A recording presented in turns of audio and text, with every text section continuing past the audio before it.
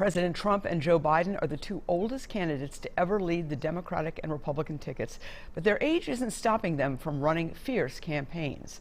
Joining us now to talk about the election is Hamline University law professor David Schultz. It's almost here. It's finally here, although it's been here for the last 45 days. But right, this is the end point of the marathon now, we think. Let me ask you, the polls are tightening. We have a poll out of Iowa overnight that shows Trump with a 7-point surge. He is now leading in Iowa by 7 points, according to this Des Moines Register poll. The president tweeting this morning, our numbers are looking very good all over. Your thoughts? Okay, so Iowa is not a surprise. Now, and also I'm going to say that Iowa is not critical to Joe Biden's election, but it's critical in many ways to Donald Trump's election. Iowa went for Donald Trump 4 years ago. Most of us hadn't had Iowa on the list in terms of a state that Biden could pick up until a few weeks ago. It looked like it was trailing towards Biden. Now it's moving back towards Trump. Again, not a big surprise there, or not as critical as the big three states at this point. The big three are still going to be Wisconsin, Michigan, Pennsylvania, and also I'll still say that that places like Minnesota are important. Why? Because of all the states that Clinton won 4 years ago, Minnesota is the one state that Donald Trump has a chance to still possibly flip, and that's why he's campaigned here hard in the last week. Right, and he's been here, I think, about 5 times in the last year or so, and he talks about that. He talks about how Minnesota was a state that got away every time that he is here. What, in terms of Minnesota, the polls here show the race narrowing 5 points in one lead, 3 points, or 5 points in one poll, 3 points in another poll. Polls out just this week. That is a smaller margin than there was 4 years ago here. It is, but I think there's something that the Democrats have going for them this time, two things that have going for them they didn't have 4 years ago. First, in this race here, the number of undecided voters was quite small, and generally undecided voters, when they do vote against the incumbent. So that's going to work, I think, to sort of affecting that margin. But the second thing is that 4 years ago, voter turnout was dramatically lower among young people, and also in Hennepin County in the Democratic strongholds. The early voting is suggesting high turnout for the Democrats in both of those areas, which again suggests, but doesn't prove, suggests potentially it could be voting well for Joe Biden this time. All right. On Thursday night here, we had a kind of a bombshell ruling from the 8th Circuit, which basically said they were going to segregate any ballots that came in after Election Day, despite the fact there had been an agreement in place for 3 months saying that they would count the ballots that come in after Election Day as long as they were postmarked by Election Day.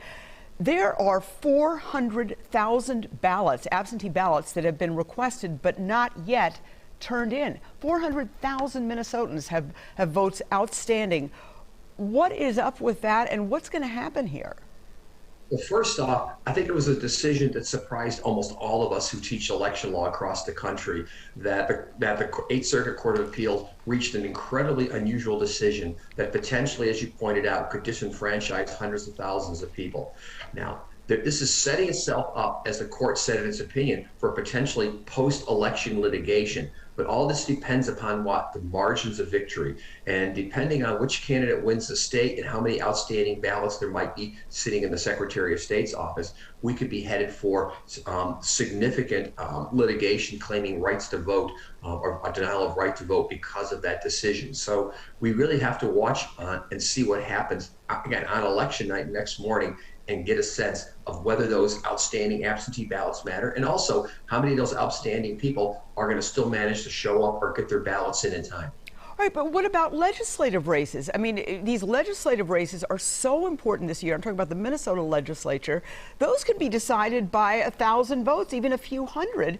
You've got 400,000 ballots potentially sitting over, I don't know where they're going to keep them, in the Secretary of State's office, I guess. What about that? Well, no, you're right. I mean, we're talking about two different races. At the presidential level, there's no question we're looking at margins there, but it's the same thing all the way down the ballot for every race. We're going to have to go down and look down to practically what to the city council level and ask what are the number of outstanding ballots versus what the margin of victory is. Again, we could have this multiple litigation across the state of Minnesota that could really drag out for weeks as a result of that court opinion. Again, most of us who've taught in this area, who work in this area, thought the decision was completely out of line, and actually were surprised that the Secretary of State didn't go to the Supreme Court asking for a stay of that order. All right, that was my question: is why didn't they appeal? It just seems like we have been telling voters this message for 3 months, Right. And the voters are just listening to the information. I mean, a lot of people are busy. They may not have heard about that ruling. They're trying to get the word out, but it doesn't seem fair just because it's been in place for so long. No, I think you're absolutely right. That generally what the Supreme Court says is that you can't change election rules at the last second because people have acted in good faith and reliance upon the rules are in place. And what the Eighth Circuit did with less than 5 days to go is to upend that reliance. And generally, as a general principle, the courts don't do that. That's why it was not a good decision in so many ways. All right, well, stay tuned. Thank you so much, Professor David Schultz. Great as always. Thank you, my pleasure.